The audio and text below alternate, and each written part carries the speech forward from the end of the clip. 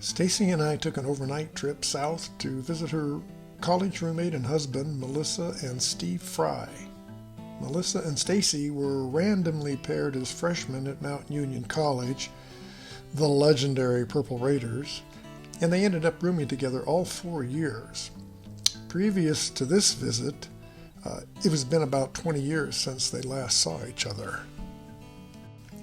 We drove from Carefree down through Scottsdale and then headed east over to Apache Junction and then turned southeast and then over to Superior, where we took 177, beautiful drive through the mountains on down to Mammoth, Arizona. Mammoth, Arizona has a population of about 1,100 and the elevation is about 2,400 feet. Melissa and Steve live about a mile south of town and own, I think, 40 acres or something like that of desert country. After a tour of their house, which is a very cat-friendly one, we sat down for lunch with some perfectly cooked ribs courtesy of Steve and his own personal kitchen in his shop. After lunch, we went outside and I got a tour of Steve's 1,400 square foot shop and man cave. Pretty awesome in there.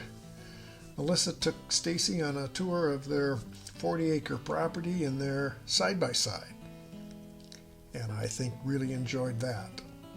When they returned, I decided to fly the drone to get an overhead perspective of their property. I'm not a great drone flyer, but I did manage to get a few shots that show how their house and shop are situated on the property. We had a great time visiting. I'm quite sure our next get-together will be far less time than 20 years. Stacy and I headed out and drove on down to Tucson, where we stayed downtown in a nice hotel.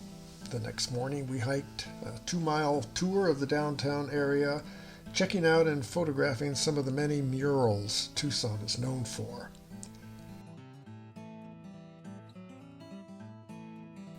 This was a very short but very nice trip.